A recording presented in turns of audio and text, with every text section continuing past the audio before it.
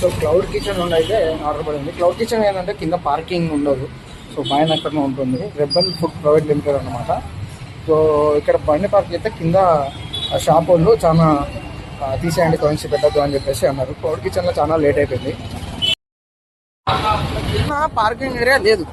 So చాలా మంది cloud kitchens అంటే ఏంటి అంటే చాలా రెస్టారెంట్లు ఉంటాయి. దాంట్లో ఆ రెస్టారెంట్లో చాలా ఆర్డర్స్ వస్తాయి. రైడర్స్ కూడా చాలా మంది ఉంటారు, దాదాపు ఒక 10-15 మంది ఉంటారు, 10 ఇంకెక్కువనే ఉంటారు.